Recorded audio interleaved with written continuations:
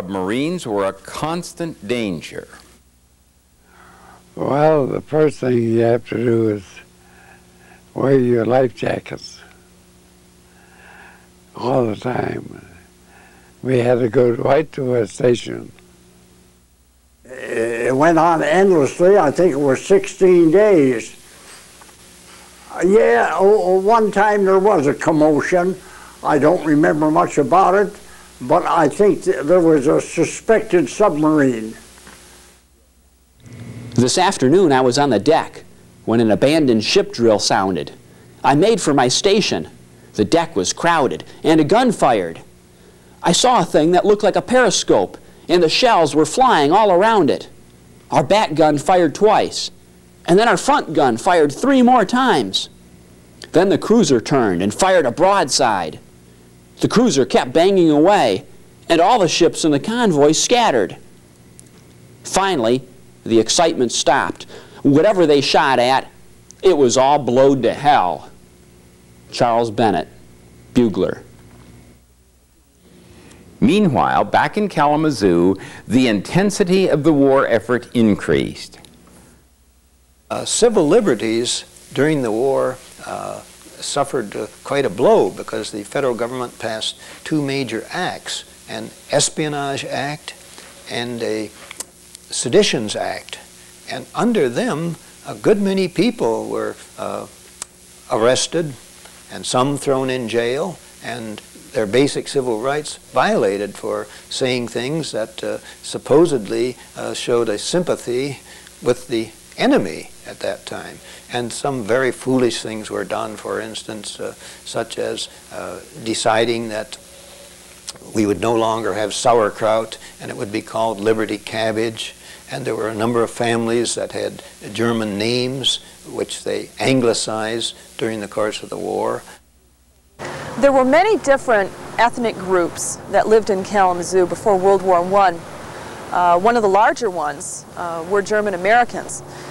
What their numbers were before World War I, we're really not too sure, although in the last half of the 19th century, about 10% of Kalamazoo's population were German Americans.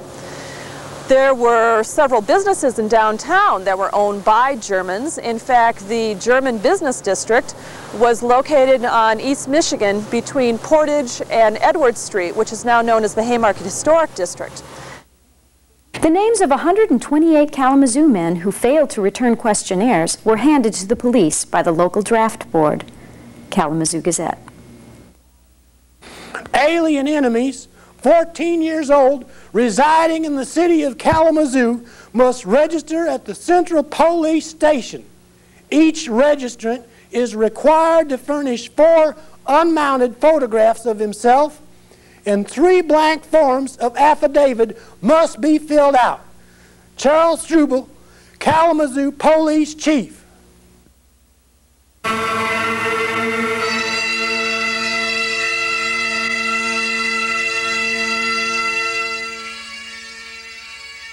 In early March, the 126th Infantry safely landed in France. General John J. Pershing was the commander-in-chief of the American Expeditionary Forces. He had told President Wilson that in order to win the war, the United States would need to put an 80-division army of 10 million men in France. He had planned that every 6th division would be used solely to provide replacements for the preceding 5 divisions. When the 32nd Division was the 6th division to arrive, it was designated as a replacement division and sent to the American base at Saint-Nazaire. We had visions of soon being in battle and being real heroes. Instead, we learned that the 32nd Division was not to be a combat organization, but a replacement outfit, that we would be broken up as an organization and reassigned. Captain Charles Myers. And where it came from, General Hahn or not, General Hahn being German, and that's what they were going to do. They were going to, because there's so many Germans in Michigan and Wisconsin, they were going to disband it. They were afraid. He was a big enough man. He could talk to the President of the United States. Did you ever see a picture of him? No amount of profanity or expletives seemed at all adequate to express one's feelings for such a reception. It was evident to me that unless I could upset these orders, my fine division would be a thing of the past. I proceeded without delay to General Pershing's Chief of Staff, General Hahn. Coincident with General Hahn's protestations, the Germans mounted a powerful offensive in the spring of 1918. The situation for the Allies appeared critical, and General Pershing received instructions from Washington to make all troops on hand available to assist the flagging French army.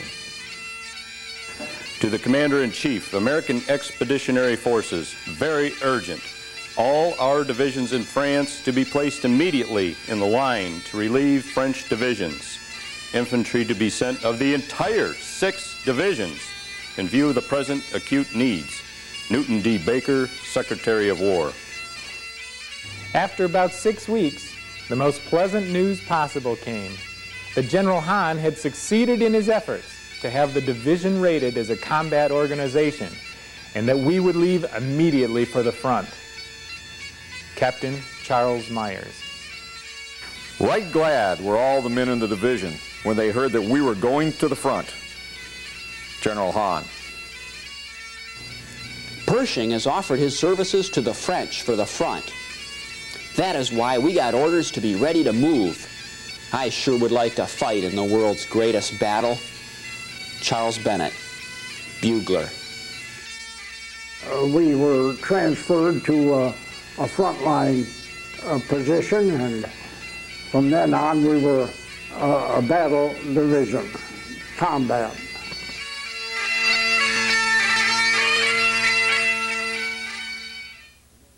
Dear Mother, gee, I wish you could look into our billet and see us. I know you would smile, for all the fellows are singing and raising the dickens.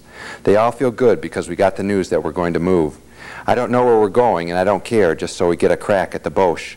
You don't need to worry about me, for I will come back and tell you all about it. George Ibbotson, Jr. of Kalamazoo with the 126th Infantry.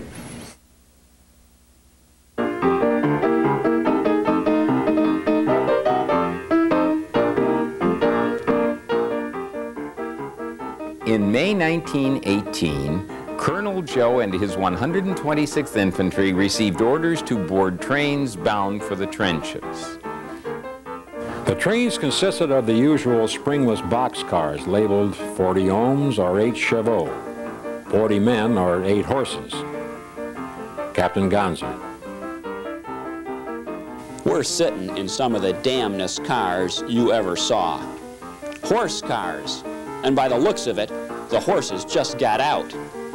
We're packed in so we can hardly sit down. 40 men in a car, 8 men in a seat. We're packed in like sardines in a box. Gee, but this is a pretty country. But it's a hell of a car. Charles Bennett, bugler.